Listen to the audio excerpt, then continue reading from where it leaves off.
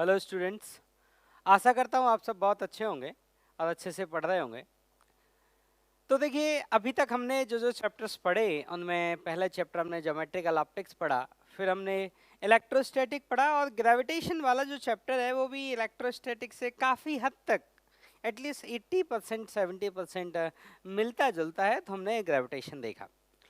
अब जो हम चैप्टर देखने जा रहे हैं उसका नाम है कैपेसिटर। ठीक, तो चलिए कैपेसिटर के बारे में बात करते हैं। तो देखिए, कैपेसिटर जो ये शब्द है ये इसका साइंटिफिक टर्म है, लेकिन जो इसका इंडस्ट्रियल नाम है वो है कंडेंसर। आपने घर में सुना होगा पंखे में कि कंडेंसर खराब हो गया, कंडेंसर बदल दीजिए। तो जो वो कंडेंसर है, वो कंडेंसर को ही हम टेक्निकल टर्म में या फिर साइंटिफिक लैंग्वेज में हम कैपेसिटर कहते हैं। ठीक, जो कैपेसिटर अभी मैं आपको पढ़ाने जा रहा हूँ, ये काम कैपेसिटर का उस पंखे में नहीं होता है जो पंखे में कैपेसिटर लगा होता है। तो पंखे में जो कैपेसिटर लगा होता है उसका काम क्या होता है वो हम पढ़ेंगे जब मैं आपको अल्टरनेटिंग करंट पढ़ाऊंगा, तब हम पढ़ेंगे। अभी जो मैं पढ़ाने जा रहा हूँ ये काम कैपेसिटर का उस पंखे में नहीं है, ठीक है, लेकिन नाम वही है, चीज वही है। हाँ, इसका मैं आपको वो बता देता हूँ। एक जैसे जब आपने जो कैमरा देखे हैं यार, कैमरा में जब फ्लैश होती है, तो कैमरा में जो फ्लैश होती है ना, वो फ्लैश इस कैपेसिटर से रिलेटेड चीज है। ठीक है, तो देखिए, तो पहले कैपेसिटर के बारे में अगर एक लाइन कहनी चाहें तो वो एक लाइन है, this is a device in which energy store, या फिर इसको ऐसा बोल सकते हैं, this is energy storage device. ये कौन है? एक एनर्जी स्टोरेज डिवाइस है कैपेसिटर। कैपेसिटर में जो एनर्जी है वो स्टोर होती है। और कैपेसिटर में एनर्जी किसके फॉर्म में स्टोर होती है तो मैं बता देता हूं, electrostatic potential energy. Electrostatic potential, electrostatic potential energy. तो इलेक्ट्रोस्टैटिक पोटेंशियल एनर्जी के फॉर्म में कैपेसिटर में जो एनर्जी है वो स्टोर रहती है। और आपको मैंने बताया है कि इलेक्ट्रोस्टैटिक पोटेंशियल एनर्जी किस में स्टोर होती है? एनर्जी इलेक्ट्रिक फील्ड में स्टोर होती है। तो इलेक्ट्रोस्टैटिक पोटेंशियल एनर्जी को मैं ईपीई लिखूंगा, stored in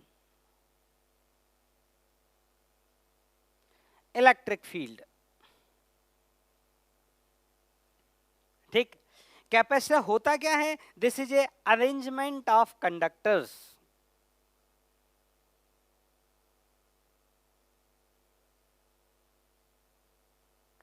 arrangement of conductor या कंडक्टर्स, मतलब एक भी हो सकता है, एक से ज्यादा भी हो सकते हैं। तो arrangement of conductors is called capacitor. Conductor है, ध्यान दीजिए, नॉन कंडक्टर नहीं है। नॉन कंडक्टर मतलब प्लास्टिक, प्लास्टिक का कोई मतलब नहीं है, कंडक्टर होना चाहिए, मेटल। ठीक, तो arrangement of conductors is called capacitor. तो हमारे पास दो कंडक्टर होते हैं और दो कंडक्टर को हम, और देखिए जो कंडक्टर है ना वो किसी भी शेप साइज का हो सकता है। कंडक्टर के डिफरेंट डिफरेंट शेप के हिसाब से कैपेसिटर के डिफरेंट डिफरेंट नाम रखे गए हैं। ठीक, जैसे चलिए बता देते हैं, जैसे कैपेसिटर का नामकरण किया गया है डिफरेंट डिफरेंट शेप के हिसाब से। जैसे मान लीजिए सबसे फेमस और सबसे ज़्यादा जिसे हमें पढ़ना है वो है पैरेलल प्लेट कैपेसिटर। आप ये समझिए कि दो पैरेलल प्लेट्स हैं, दो कंडक्टिंग प्लेट हैं और उन दोनों कंडक्टिंग प्लेट को इस तरह से रखा गया है। These are the two conducting plates. इसके बाद इसको बोलते हैं पैरेलल प्लेट कैपेसिटर। इसके बाद ये स्फेरिकल कैपेसिटर, ये कंडक्टर है, ये कंडक्टर है, ये हॉलो कंडक्टर है, आउटर। इनर हॉलो सॉलिड कुछ भी हो सकता है। तो ये रेडियस है R1 और ये रेडियस है R2, इसको बोलते हैं स्फेरिकल कंडक्टर। इसके बाद हम लोग पढ़ते हैं सिलिंड्रिकल कंडक्टर। सिलिंड्रिकल कंडक्टर किसको कहते हैं? जिसमें दो कंडक्टर जो होते हैं वो कोएक्सियल होते हैं, इस तरह से। और हजारों लाखों तरह के कंडक्टर के अरेंजमेंट बनाए जा सकते हैं और उनके हिसाब से कंडक्टर्स के नाम रखे जा सकते हैं। ठीक, लेकिन हमें उतने ज़्यादा ध्यान नहीं देना है, हमें इस बात को समझना है कि डिफरेंट डिफरेंट ज्योमेट्री के हिसाब से कंडक्टर्स के डिफरेंट डिफरेंट नाम रखे गए हैं। जैसे यहाँ पे मैंने आपको ये 2-3 नाम बताए, parallel plate capacitor, spherical capacitor, cylindrical capacitor. ये सिलिंड्रिकल कैपेसिटर है जिसको मैं अभी ड्रॉ कर रहा हूँ। तो इसको बोलते हैं पैरेलल प्लेट कैपेसिटर, इसको बोलते हैं स्फेरिकल कैपेसिटर, इसको बोलते हैं कौन, सिलिंड्रिकल कैपेसिटर। इसमें कौन है, दो कंडक्टर हैं सिलिंड्रिकल और दोनों कोएक्सियल हैं। इसमें दो मेटालिक स्फीयर हैं और दोनों कंसेंट्रिक हैं। इसमें दो पैरेलल प्लेट्स हैं, मतलब दो प्लेट्स हैं और वो एक दूसरे के क्या है, parallel. Parallel plate capacitor, spherical capacitor, cylindrical capacitor. तो हम क्या करते हैं, जनरली हम जो बात करते हैं कि दो कंडक्टर्स की हम बात करते हैं कि दो कंडक्टर हैं हमारे, और उनमें से एक कंडक्टर को बोला जाता है पॉजिटिव प्लेट ऑफ कैपेसिटर और दूसरे कंडक्टर को बोला जाता है नेगेटिव प्लेट ऑफ कैपेसिटर। अब किस कंडक्टर को पॉजिटिव प्लेट बोला जाता है, तो जिस कंडक्टर पे प्लस क्यू चार्ज होता है उस कंडक्टर को क्या बोलते हैं, positive plate of the capacitor. तो the conductor at which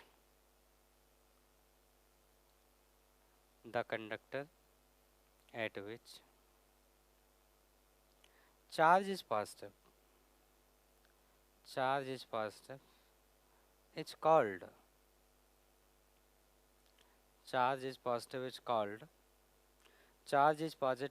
called positive plate. तो यहाँ पे जो प्लेट शब्द इस्तेमाल हुआ है इसका मतलब उस प्लेट से नहीं है कि कुछ इस तरह का प्लेट होना चाहिए या घर पे जो प्लेट होती है खाना खाने वाली ऐसी प्लेट होना चाहिए। इस प्लेट का मतलब उस प्लेट से नहीं है, ये जस्ट एक टर्मिनोलॉजी है और यूज की गई है। उस प्लेट को आप प्लेट से एक्चुअली डेली लाइफ में जिसको हम प्लेट कहते हैं उससे रिलेट ना करें। The conductor at which charge is positive is called positive plate of capacitor. और द कंडक्टर एट विच, दो का अरेंजमेंट है ना, तो एक पे पॉजिटिव होगा एक पे नेगेटिव होगा। तो द कंडक्टर एट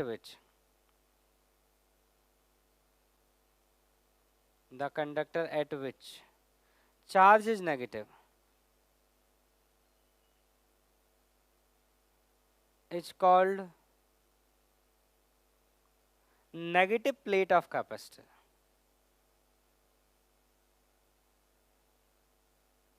ठीक है, तो पॉजिटिव प्लेट और नेगेटिव प्लेट, तो इतना आप लिख लें एक बार।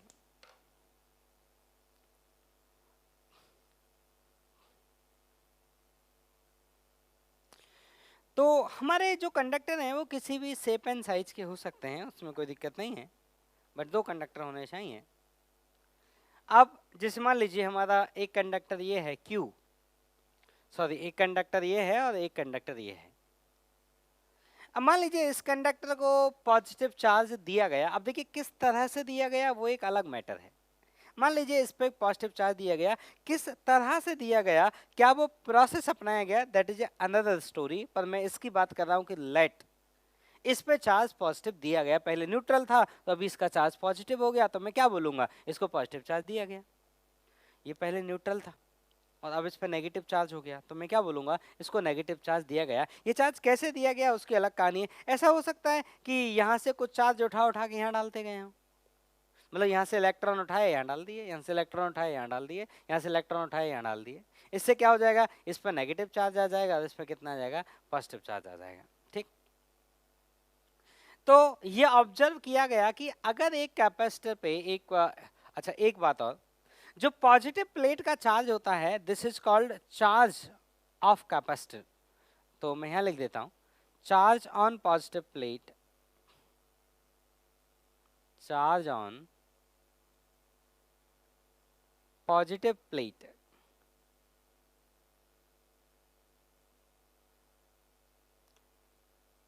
charge on positive plate is called charge on positive plate is called charge of capacitor।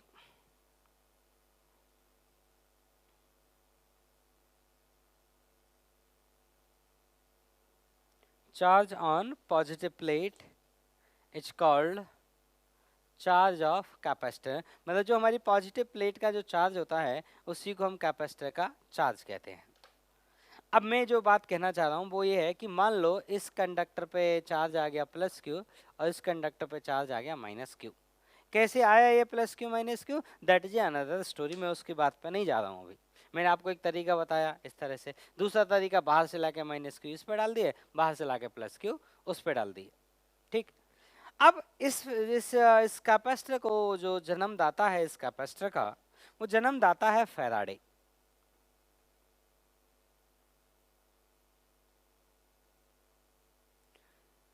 इसीलिए कैपेसिटर का जो यूनिट है, कैपेसिटर का यूनिट है वो है फैराड। कैपेसिटर के जो यूनिट है वो क्या है, फैराड। ठीक, और इस सिस्टम के लिए जो हमारा ये सिस्टम है, ये एक हमारा कैपेसिटर है, इसके लिए हम क्वांटिटी डिफाइन करते हैं जिसको बोलते हैं कैपेसिटेंस। सारी बातें अभी करेंगे। तो देखिए, तो फैराडे ने क्या ऑब्जर्व किया कि अगर इस पे चार्ज प्लस क्यू है, इस पे चार्ज प्लस क्यू है और इस पे चार्ज माइनस क्यू है, और इन दोनों के बीच का जो पोटेंशियल डिफरेंस है वो डेल्टा वी है, तो उन्होंने बोला कि जो चार्ज की वैल्यू होती है क्यू, ये प्रोपोर्शनल होती है इस डेल्टा वी के। जितना ज़्यादा पोटेंशियल डिफरेंस होगा उतना ज़्यादा इन पे ये क्यू की वैल्यू होगी, जितना ज़्यादा चार्ज होगा, जितना ज़्यादा पोटेंशियल डिफरेंस होगा। तो उन्होंने क्या किया, इस प्रोपोर्शनलिटी को हटाया। तो जब प्रोपोर्शनलिटी को हटाएंगे तो एक प्रोपोर्शनलिटी कांस्टेंट आएगा और जिसको लिखा जाता है C into delta we. C कौन है, प्रोपोर्शनलिटी कांस्टेंट। इसकी यूनिट क्या होगी, तो अब यहाँ से देखते हैं कूलाम पर वोल्ट। ये C कौन है, का चार्ज कूलाम, पोटेंशियल डिफरेंस कौन है, वोल्ट, तो C कौन हो गया आपका, कूलाम पर वोल्ट। तो C है, इसी को बोलते हैं कैपेसिटेंस ऑफ दिस सिस्टम, ये इस सिस्टम का कैपेसिटेंस है। तो ये C कौन है, कैपेसिटेंस ऑफ दिस सिस्टम, ये सिस्टम का कैपेसिटेंस है। और इसकी जो यूनिट होती है वो होती है फैराड। इसकी जो यूनिट होती है वो यूनिट किसके बराबर होती है, इसकी यूनिट फैराड के बराबर होती है। ठीक, अब आप ऐसे देख सकते हैं कि इसको कैपेसिटेंस को हम डिफाइन कैसे करें। तो देखिए, कैपेसिटेंस को हम कैसे डिफाइन करें, मैं आपको डिफाइन करके दिखा देता हूं। मान लो let delta V is equal to 1।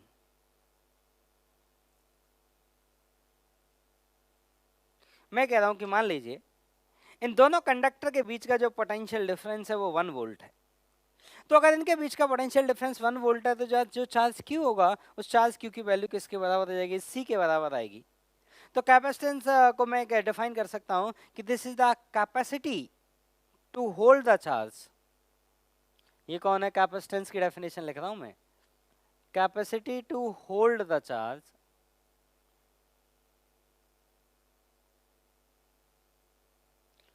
at potential difference 1 volt, at potential difference 1 volt। मतलब जो आपका कैपेसिटेंस है वो एक कैपेसिटी है, वो कैपेसिटी को रिप्रेजेंट करता है उस चार्ज को होल्ड करने की। आप यहाँ पे देखें कि अगर डेल्टा वी 1 है तो जो C है वो बराबर Q के हो जाएगा। तो अगर वो 1 वोल्ट पे ज़्यादा चार्ज होल्ड कर सकता है, मतलब Q की वैल्यू अगर लार्ज है, इसका मतलब उस सिस्टम का कैपेसिटेंस लार्ज है। और अगर Q की वैल्यू कम है, इसका मतलब उस सिस्टम का कैपेसिटेंस कम है, वो सिस्टम कम चार्ज होल्ड कर सकता है। ठीक, तो इसको लिख लें।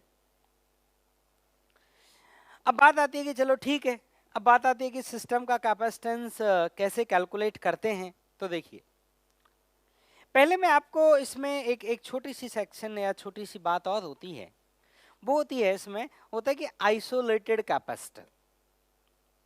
अब देखिए, आइसोलेटेड कैपेसिटर का लफड़ा क्या है वो मैं समझा देता हूं।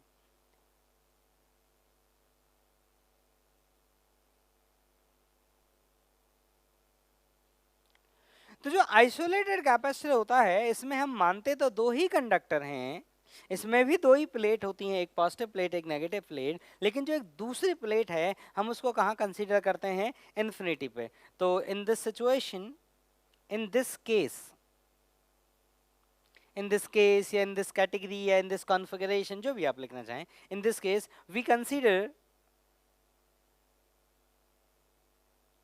सेकंड प्लेट, मतलब दो कंडक्टर हैं तो एक का नाम दे दो प्लेट 1 और एक का नाम दे दो प्लेट 2, जिनमें से एक होगी पॉजिटिव प्लेट और एक होगी आपकी नेगेटिव प्लेट। तो in this case we consider second plate at infinity.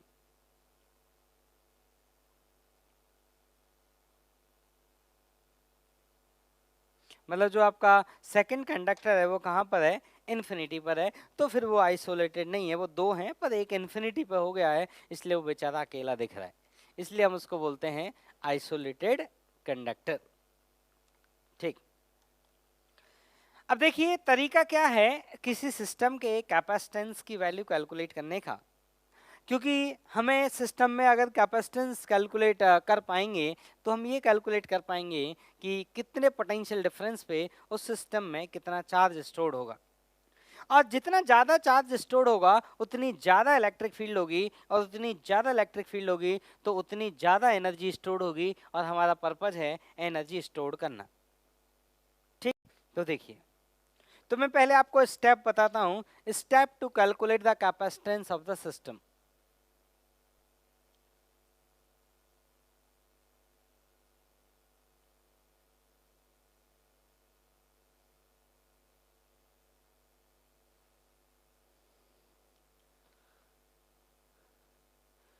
Step to calculate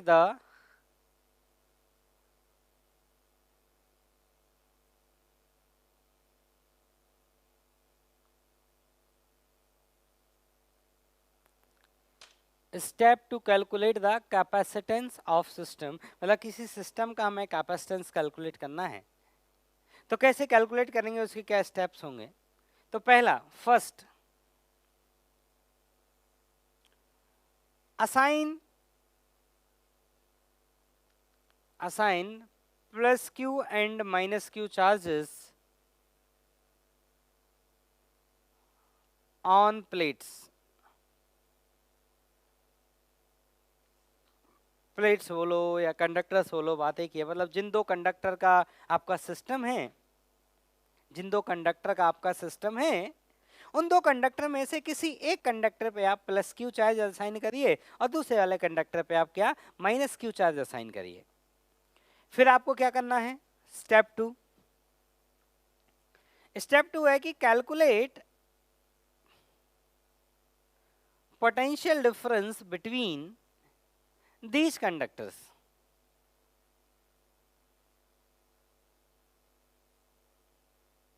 फिर आप क्या करिए, उन कंडक्टर्स के बीच का पोटेंशियल डिफरेंस कैलकुलेट करिए। अब आप क्या करिए, जो आपने चार्ज असाइन किया था Q, अब उसको कंपेयर करिए किससे, तो यहाँ थर्ड है कि compare with Q equal to C delta V, और इसे कंपेयर करने के बाद आपको यहाँ से कौन मिल जाएगा, इस सिस्टम का कैपेसिटेंस मिल जाएगा कि इस सिस्टम का कैपेसिटेंस क्या होगा। अब देखिए ये स्टेप किस तरह से काम करेंगे वो मैं आपको कैलकुलेट करके दिखा देता हूं। तो हम इन स्टेप्स के बारे में ऐसे बात लिखेंगे कि जैसे जैसे मैं आपको कुछ एग्जांपल्स लेके दिखाता हूं। तो चलिए पहले हम आइसोलेटेड कंडक्टर की बात कर लेते हैं। तो पहला है हमारा स्फेरिकल आइसोलेटेड कंडक्टर। अब आइसोलेटेड शब्द आपको बोलना अच्छा लगता है बोलिए, और बोलना अच्छा नहीं लगता मत बोलिए, क्योंकि इसका सेकंड भाई बंधु तो है ही ना, कहाँ पे, इन्फिनिटी पे। तो फर्स्ट है स्फेरिकल आइसोलेटेड कंडक्टर,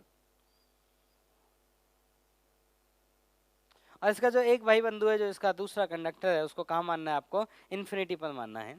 तो मतलब ये मेरा एक कंडक्टर है जिसका रेडियस किसके बराबर है, आर के बराबर है, और इसका हमें कैपेसिटेंस निकालना है। तरीका क्या है, इसका दूसरा भाई बंधु कहाँ है, इन्फिनिटी पे, एक को देंगे प्लस क्यू, एक को देंगे माइनस क्यू, फिर दोनों के बीच में क्या निकालेंगे, पोटेंशियल डिफरेंस, फिर किससे कंपेयर करेंगे, Q equal to C delta we.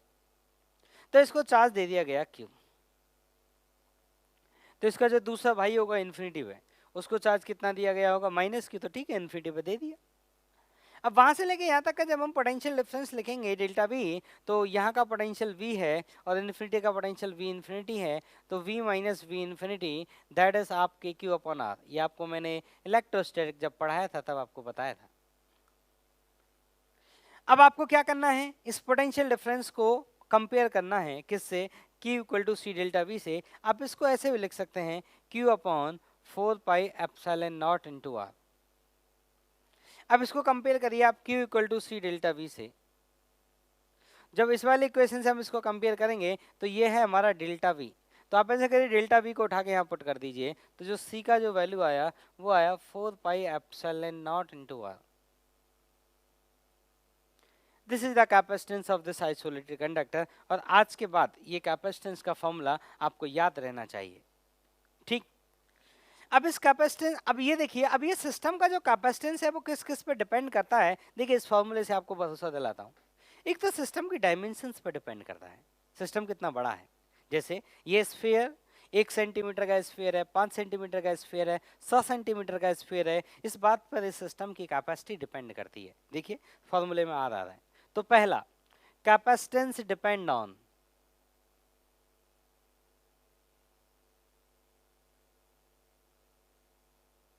पहला point, shape and size of the conductor,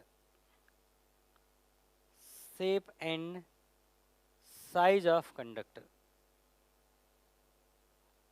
दूसरा है relative arrangement,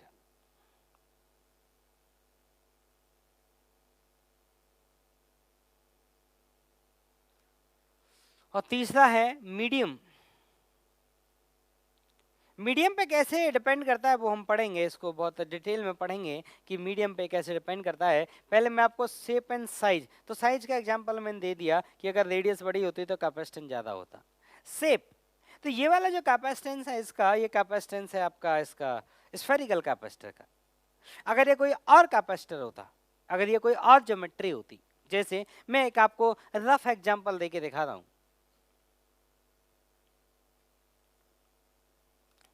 जैसे मान लो आपके पास एक डिस्क होती, मैं रफ क्यों कह रहा हूं इसका, मैं एग्जांपल दे दूंगा आपको। मान लीजिए आपके पास ये डिस्क है, let's say this is conducting disc,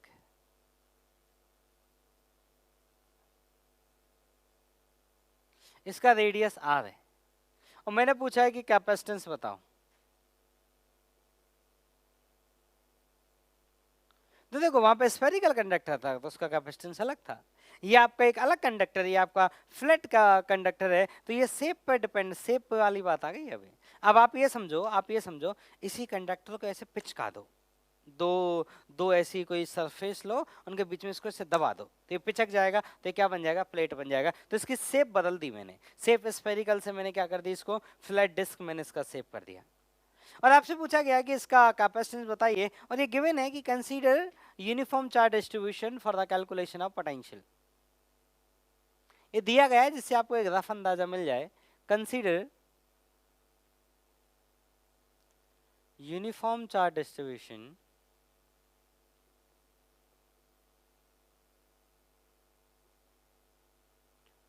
for the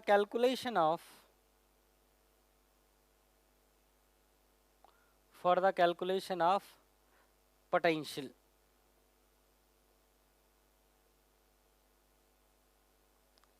ठीक, अब देखिए, तो आप क्या करेंगे, इस पे चार्ज क्यू डिस्ट्रीब्यूट करेंगे, चार्ज क्यू डिस्ट्रीब्यूट करने के बाद इसका आप अच्छा पहली बात तो इसका दूसरा भाई बंधु कहाँ मानेंगे, इन्फिनिटी पे, उसको देंगे माइनस क्यू, इसको देंगे प्लस क्यू, इन दोनों के बीच में लिखेंगे पोटेंशियल डिफरेंस। तो इसका पोटेंशियल जो आता है V, वो आता है sigma are upon 2 epsilon not, आपको याद होना चाहिए इलेक्ट्रोस्टैटिक से, और सिग्मा का वैल्यू कितना आएगा, Q अपॉन। अब देखिए ये बहुत बहुत थिन है, बहुत थिन है, मतलब चार्ज की 2 लेयर नहीं बन सकती इसमें। जो कंडक्टर ये हमारी डिस्क है, ये इतनी थिन है कि इसमें चार्ज की 2 लेयर नहीं बन सकती, आप इसमें चार्ज की एक ही लेयर कंसीडर करिएगा, तो सिग्मा हो जाएगा Q upon pi r square. तो sigma are upon 2 epsilon naught, ठीक। तो sigma are upon 2 epsilon naught. अब हम क्या लिखेंगे, अब इसके हम कंपेयर करेंगे, तो Q equal to C into delta V, infinity का पोटेंशियल 0, इसका पोटेंशियल V, तो V का वैल्यू पुट करेंगे तो कितना आएगा, ये आएगा Q upon 2 pi R epsilon not. तो यहाँ से C का जो वैल्यू आया वो आया 2 पाई आर एप्सिलॉन नॉट। अब देखिए अगर मैंने इसको ऐसे पिचका दिया, एकदम इसको दबा दिया ऐसे, बहुत पतला इसको मैंने कर दिया, बहुत पतला, तो इसका जो कैपेसिटेंस आएगा वो देखिए अब अलग आ गया, इसका कैपेसिटेंस आ गया कितना, 2 pi epsilon not into R. पहले कैपेसिटेंस कितना था, 4 pi epsilon not into R.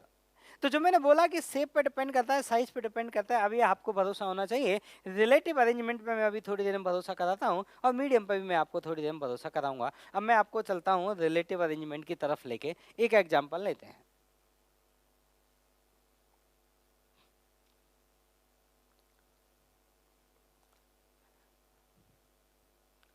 अब मैं आपको लेके चलता हूँ स्फेरिकल कैपेसिटर की तरफ।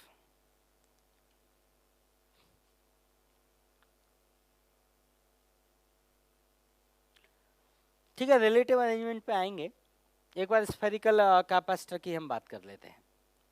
तो दूसरा पॉइंट है हमारा कैपेसिटेंस ऑफ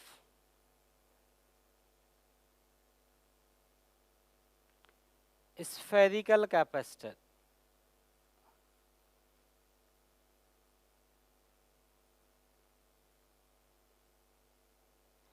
तो स्फेरिकल कैपेसिटर की अगर हम बात करें तो इसमें क्या होगा, दो स्फीयर ले लेंगे हम। कौन से दो स्फीयर हैं, मैंने आपको ड्राइंग करके बताई थी अभी। तो एक हमारा स्फीयर ये हो गया कंडक्टिंग स्फीयर, जिसका रेडियस हो गया r1, और एक दूसरा कंडक्टिंग स्फीयर ये हो गया जिसका रेडियस हो गया r2।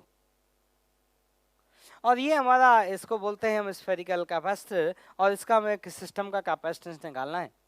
तो एक कैपेसिटर को हम चार्ज असाइन करते हैं प्लस क्यू और दूसरे को चार्ज असाइन करते हैं माइनस क्यू। अब कोई बोले सर कौन से पे प्लस क्यू और कौन से पे माइनस क्यू, तो जो आपका मन करे।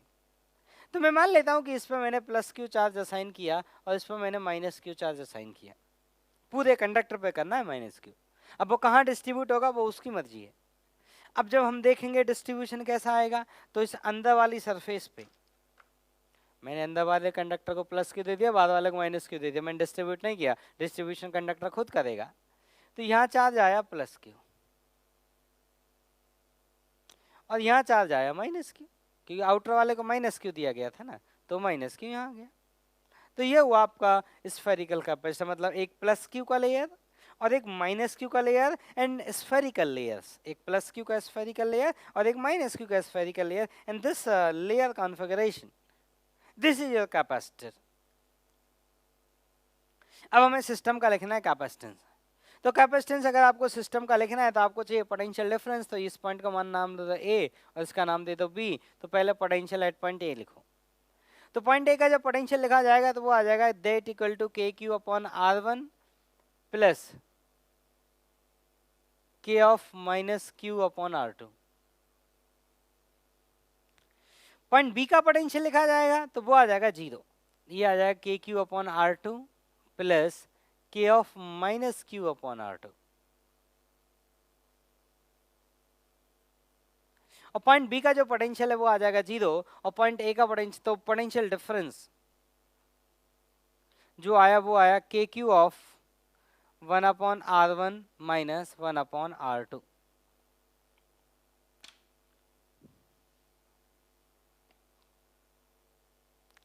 अब आपको क्या करना है, पोटेंशियल डिफरेंस को कंपेयर करना है Q equal to C delta V से, या फिर आप ऐसा करें कि Q की value equal to C into delta V को इसमें पुट करें तो ये आया K Q into r2 minus r1 upon r1 into r2। Q से Q चला जाएगा तो C का जो वैल्यू आएगा वो आएगा 4 pi epsilon not r1 into r2 upon r2 minus r1।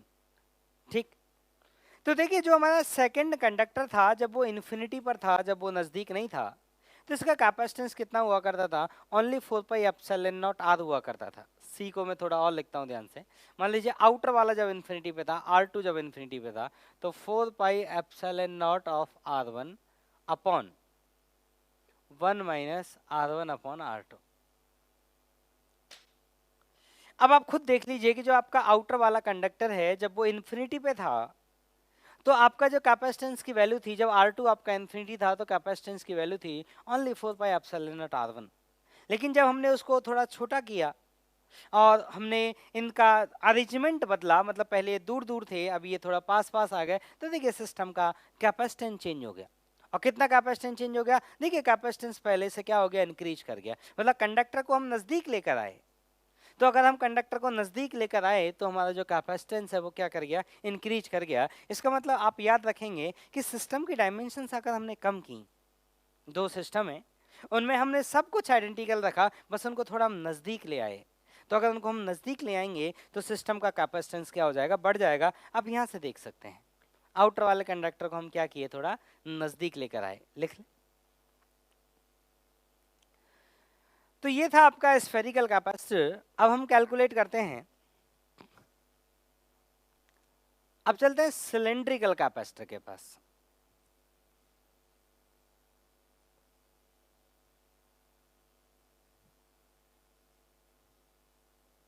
और ये कैपेसिटेंस के फॉर्मूले याद रखने हैं आपको। अब सिलेंड्रिकल कैपेसिटर कैसे लिखेंगे, ये हमारा एक सिलेंडर है,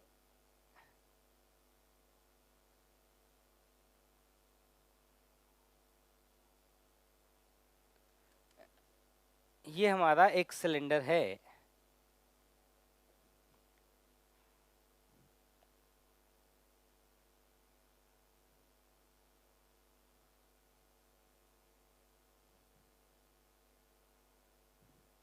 और एक हमारे पास दूसरा सिलेंडर और है, ये हमारे पास एक सिलेंडर है और एक दूसरा सिलेंडर और है।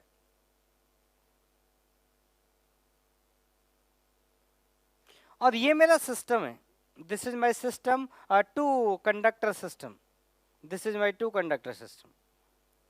जिस सिस्टम का मुझे क्या लिखना है, कैपेसिटेंस लिखना है।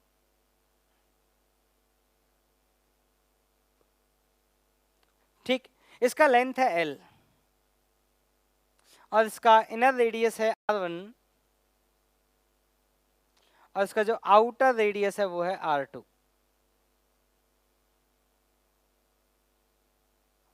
इनर रेडियस है R1, इसका आउटर रेडियस है R2। और आपको इस सिस्टम का कैपेसिटेंस लिखना है। और ये सवाल में दिया गया है कि जो R2 माइनस R1 है ये बहुत छोटा है L से। ऐसा क्यों लिखा है, ये सारी बातें समझाएंगे। अब चलिए कैपेसिटेंस निकालने का प्रोसेस क्या है। तो एक कंडक्टर को आप दे दीजिए प्लस क्यू चार्ज और दूसरे कंडक्टर को दे दीजिए आप माइनस क्यू चार्ज। कौन से प्लस क्यू कौन से माइनस क्यू, आपकी मर्जी है। तो हमने अंदर वाले को दे दिया प्लस क्यू चार्ज और बाहर वाले को दे दिया हमने माइनस क्यू चार्ज। अब बाहर वाले और अंदर वाले के बीच में हमें पोटेंशियल डिफरेंस लिखना है। तो देखिए, कभी कोई सिलेंडर के कारण पोटेंशियल का फॉर्मूला तो हमने नहीं पढ़ा, तो हम एक तरीका जानते हैं, इंटीग्रेशन करना जानते हैं। तो यहाँ पे जो इलेक्ट्रिक फील्ड आएगा, यहाँ पे जो इलेक्ट्रिक फील्ड आएगा यहाँ से यहाँ तक, उस इलेक्ट्रिक फील्ड को मैं गॉस लॉ से लिख सकता हूँ। अच्छा आप देखो, अब इसका यूज बताता हूँ। जितना भी चार्ज हमने इस इनर कंडक्टर को दिया, हम सोचेंगे जब उस चार्ज से इलेक्ट्रिक फील्ड लाइन निकलेंगी तो वो इलेक्ट्रिक फील्ड लाइन आउटर वाले कंडक्टर पर टर्मिनेट कर जाएंगी। तो यहाँ से निकलने वाली लाइन कहाँ टर्मिनेट करेंगी, आउटर कंडक्टर पर टर्मिनेट कर जाएंगे। तो हम ये मानेंगे कि जो इस पर चार्ज डिस्ट्रीब्यूशन रहेगा वो लगभग यूनिफॉर्म ही रहेगा। ठीक है, अब हमें गॉस लॉ की हेल्प से जब अगर इलेक्ट्रिक फील्ड लिखना पड़े तो इसको हम वायर जैसा मान सकते हैं। तो इलेक्ट्रिक फील्ड का वैल्यू आएगा E, वो आ जाएगा 2k लैम्डा अपॉन R।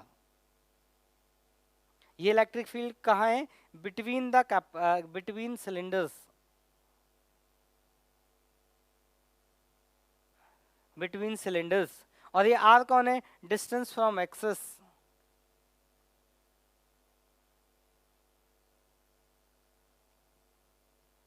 और लैम्डा कौन है, चार्ज पर यूनिट लेंथ। पूरा लेंथ किसके बराबर है, L के बराबर है। तो E का जो वैल्यू आया वो आया 2k लैम्डा, ये हुआ इलेक्ट्रिक फील्ड। अब आपको पोटेंशियल डिफरेंस लिखना है dV, तो वो होता है minus of E vector dot dr vector. मुझे प्लस माइनस की चिंता नहीं है, मुझे सीधा पोटेंशियल डिफरेंस का वैल्यू पता करना है। तो डेल्टा V का जो वैल्यू आएगा वो आएगा integration of 2kq L dr, 2kq upon L dr upon R, और इंटीग्रेशन का लिमिट लगा दो कहाँ से कहाँ तक, R1 से लेके R2 तक। ठीक, तो पोटेंशियल डिफरेंस का अगर वैल्यू लिखा जाए तो ये आ जाएगा आपका delta V equal to 2k capital Q upon L ln of R2 by R1। This is the potential difference between these cylinders. अब आपको जब कैपेसिटेंस लिखना होगा तो Q equal to C delta V वाला इक्वेशन याद होना चाहिए। तो हम लिखेंगे that charge Q equal to C into delta V, और डेल्टा V का वैल्यू यही है। अब K को क्या लिखेंगे हम लोग, K को लिखेंगे 1/4 पाई एप्सिलॉन नॉट, 2 से कटेगा तो ये आया Q upon 2 pi epsilon naught into L ln of R2 by R1।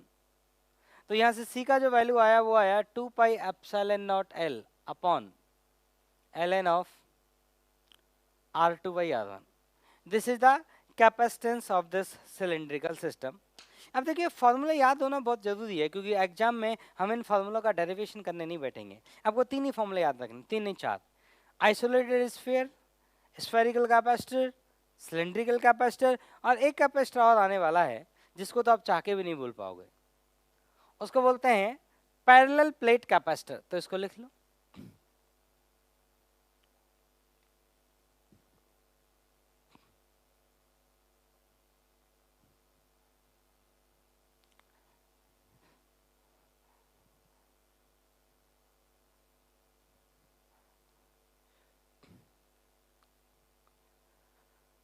अगला है हमारा फोर्थ, जो भी केस इसको नाम है थर्ड या फोर्थ, वो है पैरेलल प्लेट कैपेसिटर।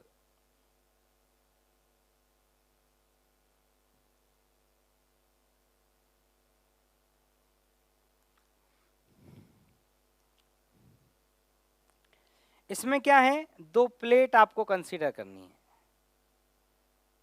इस तरह से दो प्लेट आपको कंसीडर करनी है।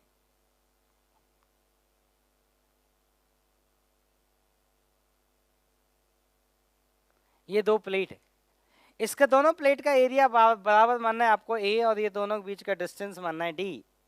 और देखिए जो d है ना, ये बहुत कम है किसके कंपैरिजन में, रूट a के कंपैरिजन। ऐसा क्यों दिया गया है, ऐसा अगेन फिर इसलिए दिया गया है कि जब आप प्लस क्यू और माइनस क्यू डिस्ट्रीब्यूट करोगे तो जो चार्ज डिस्ट्रीब्यूशन है वो आपका यूनिफॉर्म होना चाहिए। जैसा चार्ज डिस्ट्रीब्यूशन अपर प्लेट पे वैसा ही लोअर प्लेट पे और यूनिफॉर्म। इसलिए आपको ये दिया गया है कि डी है जो बहुत कम हो जाए किससे, रूट ए से। अब हमें क्या लिखना है, हमें लिखना है पहले कैपेसिटेंस हमें लिखना है। तरीका क्या है, एक को चार्ज दिया प्लस क्यू, एक को चार्ज दिया माइनस क्यू। तो एक को चार्ज अगर प्लस क्यू दिया तो इसके यहाँ पर आ गया प्लस चार्ज। दूसरी प्लेट मान लो ये है, मतलब मैं साइड व्यू बना रहा हूँ, ये साइड व्यू है, तो यहाँ आ गया माइनस चार्ज। अब हमें क्या लिखना है, यहाँ पे इलेक्ट्रिक फील्ड लिखना है, तो यहाँ इलेक्ट्रिक फील्ड होगा इस डायरेक्शन में। इसकी प्लेट के कारण भी राइट साइड में, इस प्लेट के कारण भी राइट साइड में, तो यहाँ का जो नेट इलेक्ट्रिक फील्ड आएगा ई नेट, वो आ जाएगा Q I A divided by 2 epsilon naught into 2। तो ई नेट का जो वैल्यू आया आपका वो आया Q upon A epsilon naught. ठीक, अब हमें लिखना है पोटेंशियल डिफरेंस डेल्टा वी, वो होता है इलेक्ट्रिक फील्ड इंटू डिस्टेंस, तो q into d upon epsilon naught into A. अब हमें इसको कंपेयर करना है, इसको जो कैपेसिटर पे चार्ज है क्यू, उसको कंपेयर करना है सी इंटू डेल्टा वी से, और डेल्टा वी को अगर यहाँ पे पुट किया जाए तो सी का जो वैल्यू आया वो आया epsilon not a by D. Very very important formula, मतलब इससे हमारा बहुत काम पड़ेगा। ठीक, तो कैपेसिटर का जो फॉर्मूला हुआ वो हुआ epsilon not a by D. हाँ, तो देखिए अब एक क्वेश्चन पूछते हैं आपसे, क्वेश्चन सॉल्व करिए। तो क्वेश्चन ये है कि एक स्फेरिकल कंडक्टर है जिसका रेडियस r है, इसका रेडियस चलिए r1 बोल देते हैं, स्मॉल r ही बोल देते हैं। एक दूसरा है उसके जैसा आइडेंटिकल कंडक्टर है, उसका रेडियस भी स्मॉल r है, और ये दोनों के जो सेंटर्स हैं, इन सेंटर के बीच का जो डिस्टेंस है that distance is small l, और ये जो l है ना ये बहुत ही ज्यादा है r से। आपको ये बताना है कि ये जो सिस्टम है, इस सिस्टम का कैपेसिटेंस क्या होगा, और ये सिस्टम एयर में रखा गया है, कोई और मीडियम नहीं, मतलब वैक्यूम में ये मीडियम सिस्टम रखा गया है। अगर कोई और मीडियम होता तो फिर बात अलग होती, लेकिन मीडियम अभी नहीं दिए सवाल में, और हमसे पूछा है कि बताइए इस सिस्टम का कैपेसिटेंस क्या होगा सी। इस सिस्टम के कैपेसिटेंस सी का फॉर्मूला तो सुनिए। तो किसी भी सिस्टम का जो कैपेसिटेंस निकालना होता है, उसका तरीका जो होता है वो तरीका ये होता है कि एक कंडक्टर को आप पॉजिटिव क्यू चार्ज दे दें और दूसरे कंडक्टर को आप नेगेटिव क्यू चार्ज दे दें, और फिर इन दोनों के बीच का आप क्या लिखें, पोटेंशियल डिफरेंस लिखें। तो जैसे मान लिया हमने इस कंडक्टर को चार्ज दे दिया प्लस क्यू चार्ज, और इस कंडक्टर को हमने चार्ज दे दिया माइनस क्यू चार्ज। तो इस कंडक्टर का जब हमने पोटेंशियल लिखा, इस कंडक्टर का नाम दे देते हैं ए और इस कंडक्टर का नाम दे देते हैं बी, और कंडक्टर ए का जब हमने पोटेंशियल लिखेंगे वी ए, तो ऐसा करिए इसके सेंटर का पोटेंशियल लिखिए, जो पोटेंशियल सेंटर का होगा वही कंडक्टर का होगा। तो जब इसके कारण पोटेंशियल लिखा जाएगा तो वो आएगा के क्यू अपॉन आर, और उसके कारण लिखा जाएगा वो आएगा माइनस के क्यू अपॉन एल। अब आप पॉइंट बी का पोटेंशियल लिखिए, उस वाले कंडक्टर का, मतलब कंडक्टर बी का पोटेंशियल लिखिए। तो उस खुद के कारण जो आएगा वो आएगा माइनस के क्यू अपॉन आर, और इसके कारण जो आएगा वो आएगा प्लस के क्यू अपॉन एल। आपको चाहिए डिफरेंस, तो आप ऐसा करिए पोटेंशियल का डिफरेंस लीजिए, तो डेल्टा वी वो आएगा V A minus V B. हमेशा पॉजिटिव प्लेट के पोटेंशियल में से नेगेटिव प्लेट के पोटेंशियल को सेपरेट करते हैं always for the delta V. तो डेल्टा वी का जो वैल्यू आएगा, दिस माइनस दिस करोगे तो कितना आएगा बेटा, ये आ जाएगा 2kq 1/r माइनस 1/l। और जो डेल्टा वी है हम इसको किससे कंपेयर करेंगे, इसको कंपेयर करेंगे q equal to c into delta V, तो 2kq into 1/r minus 1/l। ठीक, अब आप इसमें q से q कट जाएगा और k का जो वैल्यू आएगा 1/4 पाई एप्सिलॉन नॉट, तो ये बन जाएगा 2 पाई एप्सिलॉन नॉट।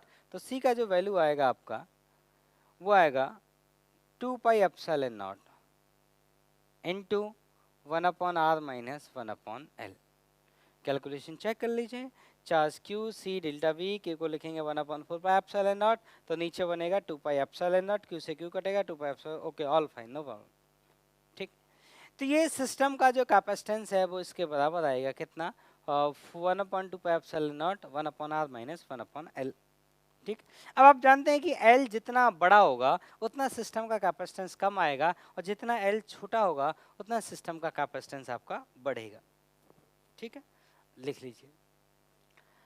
तो देखिए इस तरह से वो आपसे किसी सिस्टम का कैपेसिटेंस पूछ सकता है, और जब भी वो किसी सिस्टम का कैपेसिटेंस पूछेगा आपको हमेशा यही प्रोसेस फॉलो करना है कि एक को दे देना है प्लस क्यू चार्ज और दूसरे को दे देना है माइनस क्यू चार्ज। अब जैसे मैं आपसे एक चलिए एक डेरिवेशन और करते हैं। Energy stored in capacitor, energy stored in capacitor,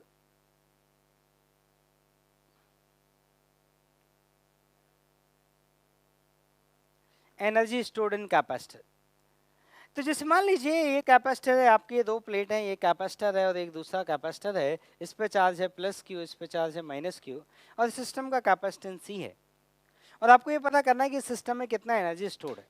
तो ये पता करने का तरीका बताता हूँ। आप ऐसा अज्यूम करिए, आप अज्यूम करिए कि इनिशियली इन पे कोई चार्ज नहीं था, they were neutral and now they are given the charges.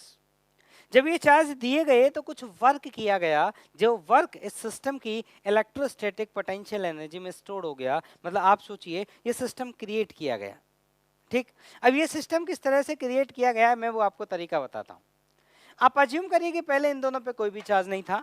अब हम क्या किए, यहाँ से यहाँ तक कुछ चार्ज लेते गए, मतलब यहाँ से क्यू चार्ज उठाया, यहाँ रख दिया, तो यहाँ चार्ज कम हो गया, यहाँ चार्ज बढ़ गया, तो ये हो गया प्लस क्यू और ये हो गया माइनस क्यू। तो मैं मान लेता हूँ किसी समय यहाँ चार्ज हो चुका है प्लस क्यू और किसी समय यहाँ चार्ज हो चुका है माइनस क्यू, और मैं फर्दर डी क्यू चार्ज और लेके गया। जब मैं फर्दर डी क्यू चार्ज और लेके जाऊंगा तो मुझे वर्क डन करना पड़ेगा डी डब्ल्यू, उसका वैल्यू कितना होगा, that D Q into that potential difference. और अगर इस सिस्टम का कैपेसिटेंस सी है तो पोटेंशियल डिफरेंस का जो वैल्यू आएगा वो आएगा क्यू बाई सी। तो अब आप इसको इंटीग्रेट करेंगे तो टोटल वर्क डन का जो वैल्यू आ जाएगा वो आ जाएगा क्यू स्क्वायर अपॉन 2c। मतलब इस सिस्टम में जो स्टोर्ड एनर्जी है वो किसके बराबर है, क्यू स्क्वायर अपॉन 2c। और जो इनका फाइनल पोटेंशियल डिफरेंस है अगर वो डेल्टा वी है, फाइनल पोटेंशियल डिफरेंस अगर डेल्टा वी है, तो आप क्यू को भगा के क्या लिख सकते हैं, सी वी लिख सकते हैं। तो इस एनर्जी का फॉर्मूला एक और हो जाएगा आपके पास, कितना, हाफ सी वी स्क्वायर। तो this is the stored energy half C V square, या फिर stored energy Q C square. और ये वी कौन है, ये वी कौन है, this is the final potential difference, final potential difference between the plates. ठीक, ठीक है, तो चलिए फिर मिलते हैं नेक्स्ट क्लास में, तब तक पढ़िए और देखिए एचसीवी का रीडिंग लगाइए। एचसीवी के रीडिंग से आपको जो थियोरेटिकल और जो पॉइंट हैं वो थोड़ा और अच्छे से कनेक्ट होंगे। ठीक है, तो चलिए पढ़ते रहिए, फिर मिलते हैं